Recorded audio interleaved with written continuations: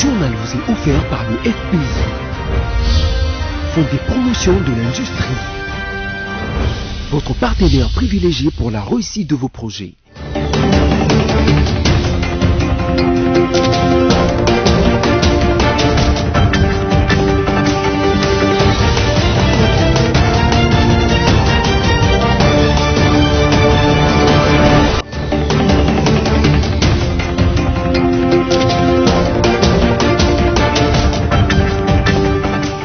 Bienvenue dans cette édition rétrospective dont voici le sommaire.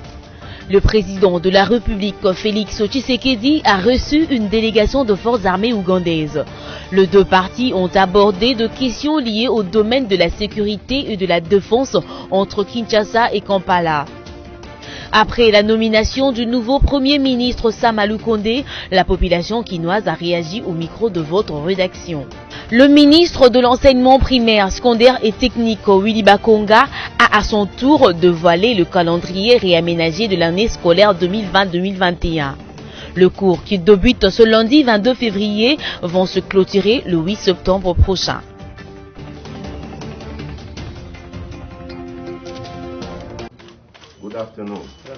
De la coopération militaire entre la République démocratique du Congo et l'Ouganda, il en a été question au cours de l'entretien que le président de la République Félix-Antoine Tshisekedi Tshilombo a eu avec le chef d'état-major général adjoint de l'armée ougandaise, le général Mbadi Mbasu Wilson.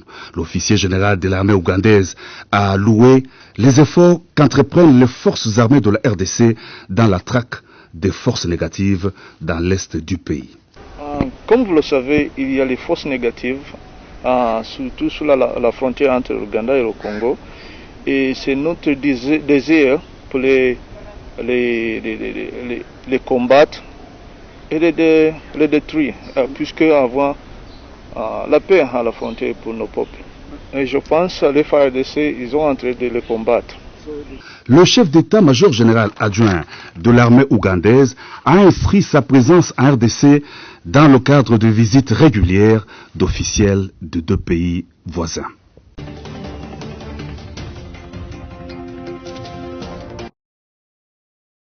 Le suspense n'aura finalement duré que 2 petites semaines. Annoncé en début d'après-midi, c'est finalement vers 15 h ce lundi que le porte-parole du président de la République s'est présenté devant le média pour dévoiler l'identité du chef du prochain gouvernement. Et nommé Premier ministre, chef du gouvernement, Monsieur Jean-Michel Sama Lukonde Kyenge. Sama Lukonde Kyenge, c'est cette pièce principale qui manquait encore à l'architecture de l'Union sacrée de la nation. Le chef de l'État Félix-Antoine Tshisekedi Tshilombo a jeté son dévolu sur ce 109 de la politique congolaise à qui il a accordé un entretien quelques minutes seulement après la lecture de l'ordonnance. Pendant près d'1 heure, le nouveau locataire de la primature va recevoir les premières directives du garant de la nation, travailler sur la sécurité dans l'ensemble du pays, améliorer la vie sociale de Congolais, poursuivre et activer les différentes réformes institutionnelles sont entre autres les principales missions assignées au nouveau Premier ministre. Répondant aux questions de la presse, Sama Lukonde, qui a annoncé que son gouvernement sera au service du peuple, est revenu sur la question de la taille du gouvernement et le profil de ses membres, insistant sur la moralité comme l'un des principaux critères. La taille du gouvernement a été déjà plus ou moins énoncée par la volonté de son Excellence Monsieur le Président de la République en disant que ça devrait être réduit. Bien sûr, nous allons revenir avec des chiffres beaucoup plus précis en termes de nombre de ministres et de vice-ministères, mais ça sera certainement moins que la taille du gouvernement actuel. Pour le reste, nous allons nous mettre le plus tôt en contact avec l'informateur qui va nous donner les résultats des travaux qu'il a fait, parce que ça nous donne les forces politiques en présence et ça va nous permettre de discuter avec les différents responsables. En ce qui concerne le profil, nous allons bien sûr revenir sur des personnes de bonne moralité, de moralité avérée, parce que ça c'est important. Dès cet instant, tous les espoirs du peuple congolais reposent sur le dynamisme de cet originaire du Haut-Katanga. À 43 ans, l'ancien ministre de la Jeunesse et Sport était encore jusqu'avant sa nomination directeur général de la GECAMIN.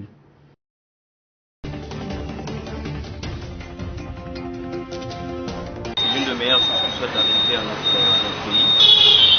Étant que jeune, on n'a pas encore vu au fait, d'accord, un premier ministre autant jeune.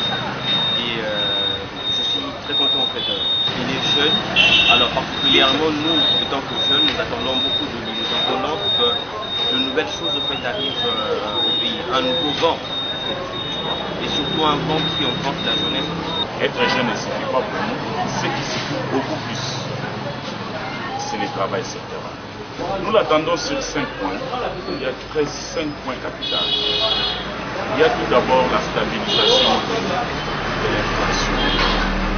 Entre notre pays est en train de connaître la création des emplois des jeunes. C'est un problème sérieux où nous attendons beaucoup plus de lui. La mise en place des infrastructures côtières, surtout des infrastructures à dessert agricoles, pour permettre à ce que l'économie congolaise et l'agriculture congolaise puissent être encore boostées davantage. Nous attendons Sam Lukonde à un point très capital avec la gratuité de l'enseignement, mais aussi la couverture sanitaire. Nous souhaitons quand même de bonnes chances à celui qui est nommé comme Premier ministre. Nous lui souhaitons de bonnes chances, qu'il se sert au moins l'expérience dans tous les points, négatifs comme positifs, de celui qui a été jeune à la place présidentielle. Message de félicitations du Fonds de promotion de l'industrie adressé à son Excellence, Monsieur le Premier ministre, chef du gouvernement. À l'occasion de votre nomination au poste du Premier ministre, le Conseil d'administration, la Direction générale et les personnels du Fonds de promotion de l'industrie FPI vous présentent leurs sincères félicitations ainsi que leurs vœux ardents des réussites dans la réalisation de votre lourde mission.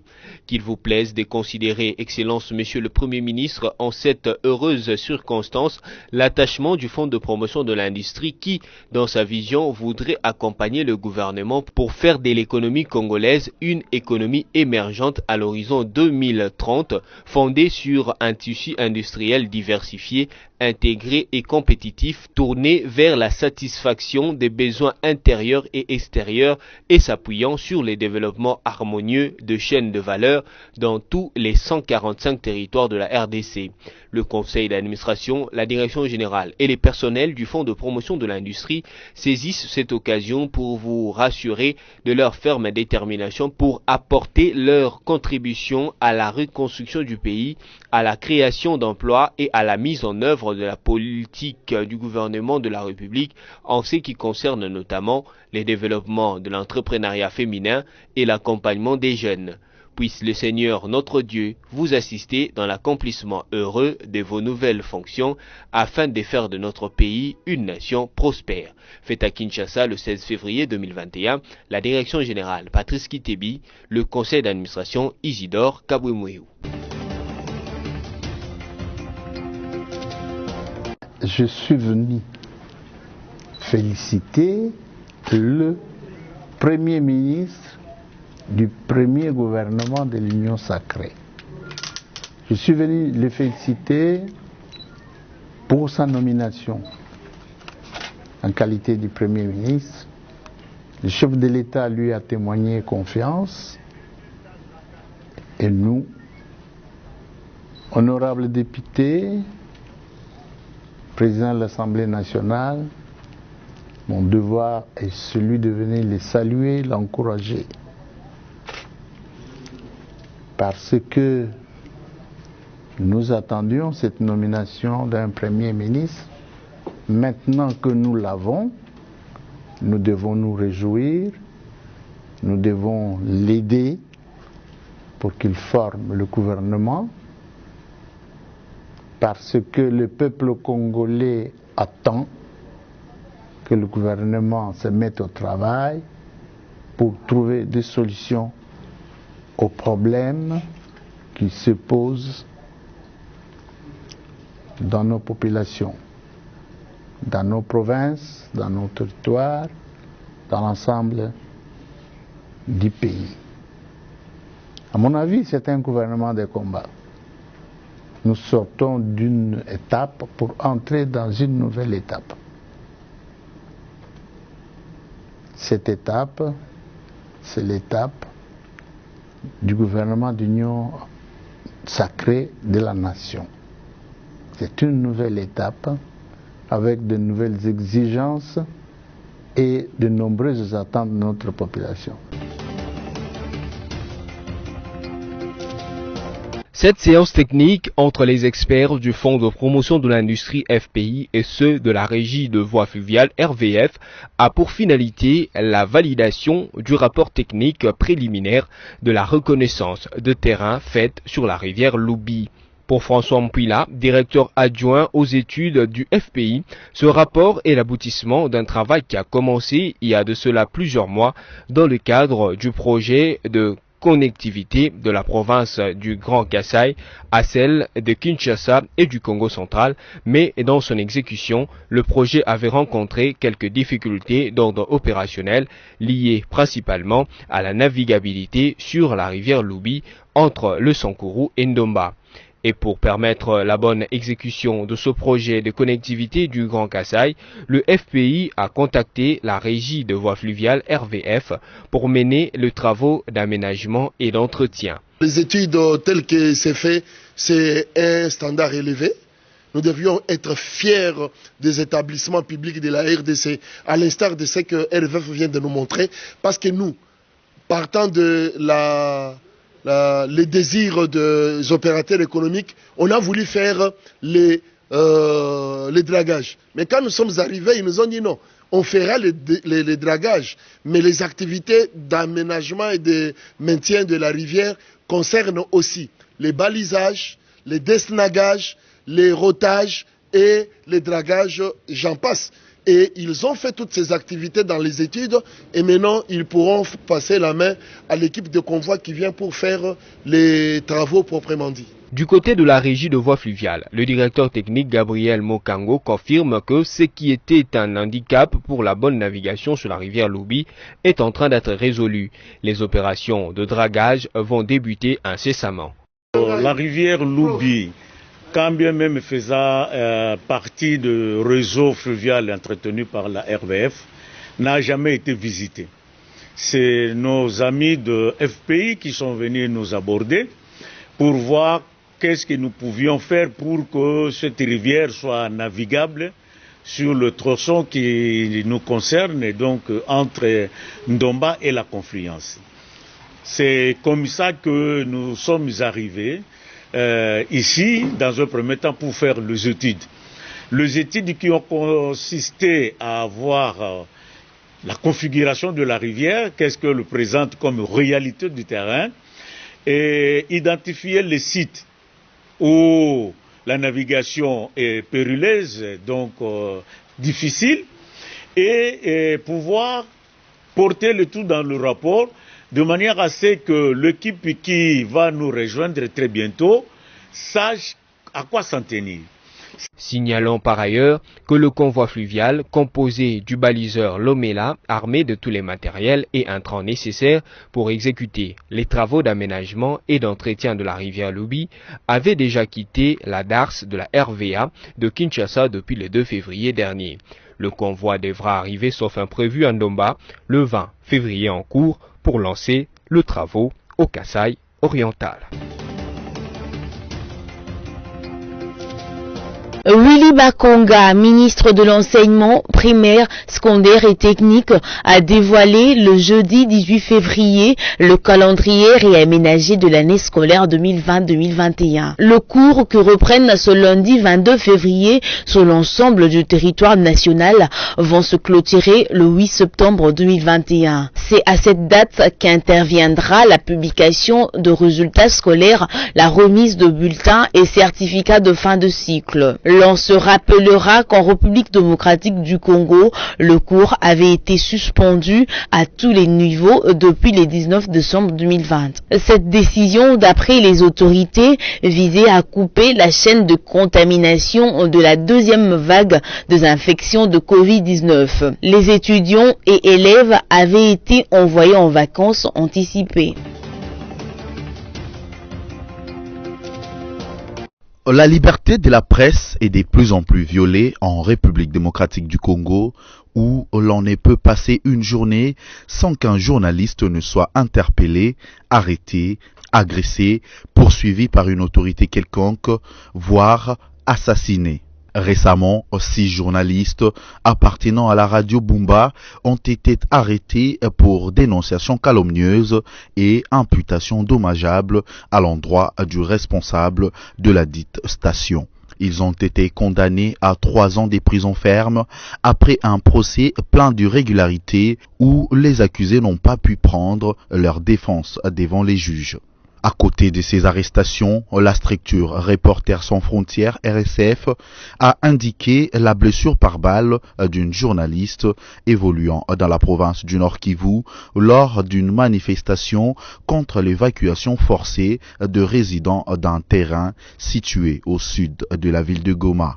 Depuis le début du mois de février, déjà 3 radios ont été fermées et un journaliste arrêté pour outrage à l'autorité provinciale.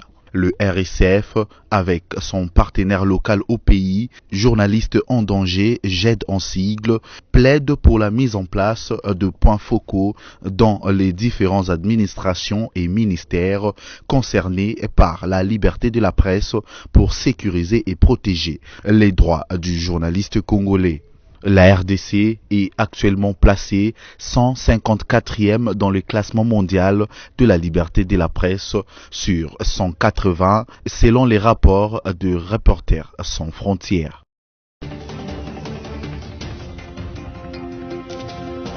L'ancien administrateur général de l'ANER, Kalev Mutanda, est convoqué par la justice congolaise. Les plaintes, en effet, se sont multipliées ces derniers temps contre lui et il est prié de se présenter ce jeudi 18 février 2021 à 10h au parquet général de Gombe. Cette invitation a par ailleurs été signée par Kumbu Panzu, l'avocat général de la République. L'objet de cette convocation lui sera communiqué sur place, précise la correspondance de l'officier du ministère public. Rappelons que 3 plaintes ont été déposées contre lui pour notamment tentative d'assassinat, enlèvement, torture et arrestation arbitraire. Toutefois, la très forte diffusion de cette plainte donne matière à réflexion à une heure où les observateurs déplorent déjà l'instrumentalisation de la justice congolaise pour règlement des comptes politiques, quelquefois même sous instigation étrangère. Couvre-feu à Kinshasa, nul n'est au-dessus de la loi. Près de 100 personnes ont été interpellées au Pullman Grand Hôtel la nuit du 13 au 14 février pour avoir organisé et participé à une activité fictive tard dans la nuit, violant la mesure de couvre-feu prise par les autorités compétentes pour lutter contre la propagation de la Covid-19. Parmi ces personnes, des enfants, des dignitaires de l'actuel régime et des expatriés. Notez aussi que les résidents du Grand Hôtel se trouvant sur place ont été libérés, ils ont été entendus sur PV. C'est la 2e opération en une semaine menée par la police dans cette zone.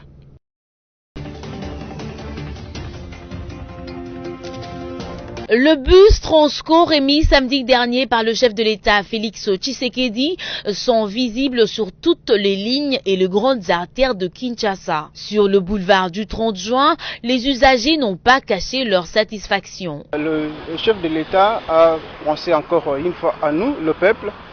Il a commencé à renforcer l'entreprise Transco en ajoutant encore des bus.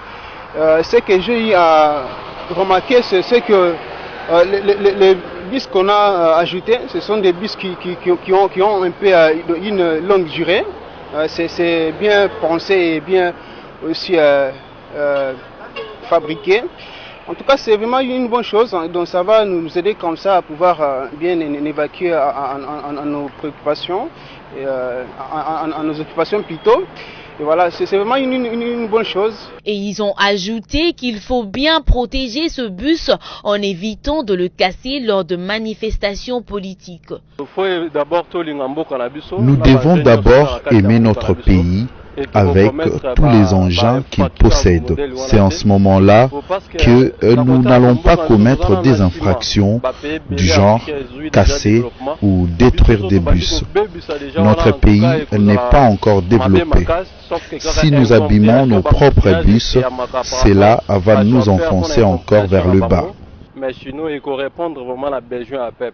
Notez que cette remise de bus intervient au moment où la population congolaise en général et quinoise en particulier éprouve des difficultés pour se déplacer afin de vaquer à ses occupations quotidiennes. Ce lot pourrait soulager tant soit peu le quinois. Phénomène mystérieux ou naturel, la question reste pendante. Toutefois, sur la place Bakayao, dans la commune de Bandalungwa à Kinshasa, un monument de plus de 2 mètres de hauteur est visible depuis samedi 13 février 2021. Pour Bailonga Ibene, bourgmestre de cette municipalité, il s'agit d'un monolithe qui est un bloc de pierre qui pousse des terres de façon naturelle. Cette œuvre de la nature est déjà apparue dans plusieurs pays du monde, mais en Afrique, c'est pour la première fois que cela arrive, particulièrement en République démocratique du Congo et à Bandalungwa. Un monolithe mystérieux qui est apparu là, après avoir fait une apparition dans plusieurs pays, dans d'autres continents. Et pour la toute première fois, on voit le monolithe apparaître en Afrique et au Congo, plus précisément à Kinshasa, à la commune de Bandalungwa. Je suis étonné, on veut comprendre quel phénomène, ça, on laisse les scientifiques suivre cette affaire. Par ailleurs, selon une frange de la population riveraine, cette œuvre a été placée à cet endroit par des gens venus tard dans la nuit du vendredi 12 à samedi 13 février 2021. Ce mercredi, les filles et fils de Bandalungwa ont envahi la place Bakayao pour chercher à connaître l'origine de cet ouvrage. Pour les observateurs, il est important et urgent que des experts en matière s'impliquent pour enlever tout malentendu dans les esprits des Quinois en général et des Ndalois en particulier.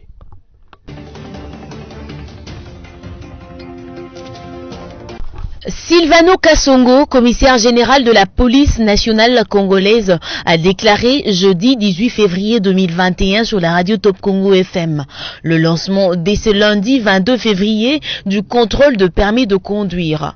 Dans la même lancée, Silvano Kasongo a annoncé des actions contre les agents de la police de circulation routière PCR qui se disputent le volant avec le chauffeur ou qui arrachent le plaque d'immatriculation de véhicules. Rappelons que la production de permis de conduire est suspendue depuis 3 ans. En août 2020, le ministre de Transport Didier Mazenga avait déclaré que tout le permis de circulation était contrefait. Il avait à l'époque rassuré que le nouveau permis de conduire sera disponible avant la fin de l'année 2020. Mais jusqu'en février 2021, aucun nouveau permis de conduire n'est disponible. C'était dans la nuit du dimanche 14 au lundi 15 février 2021 que la tragédie s'est produite.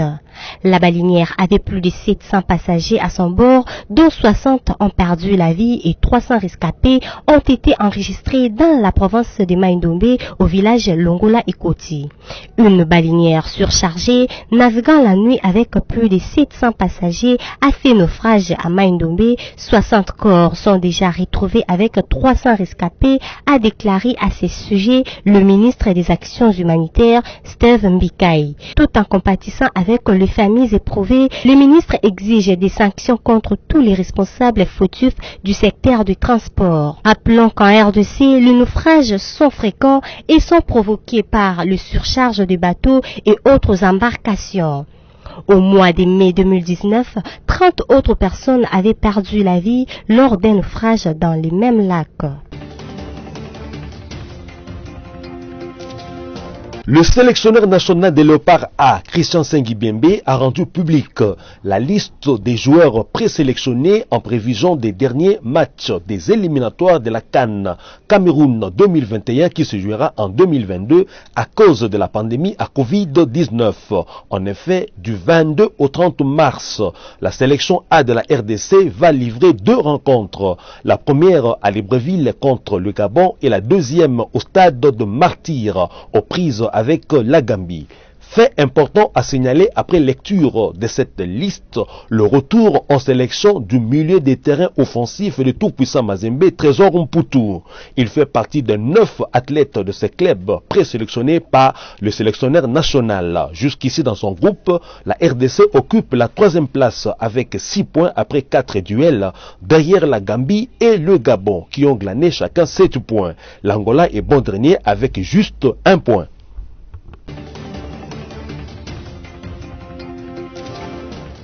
C'est la fin de cette édition rétrospective, mais avant de vous quitter, en voici le rappel de titre. Le président de la République, Félix Tshisekedi, a reçu une délégation de forces armées ougandaises.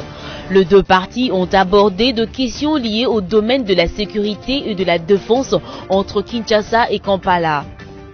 Après la nomination du nouveau Premier ministre Sama Lukonde, la population quinoise a réagi au micro de votre rédaction. Le ministre de l'enseignement primaire, secondaire et technique, Willy Bakonga, a à son tour dévoilé le calendrier réaménagé de l'année scolaire 2020-2021. Le cours qui débute ce lundi 22 février vont se clôturer le 8 septembre prochain. Merci de nous avoir suivis et bon week-end chez vous.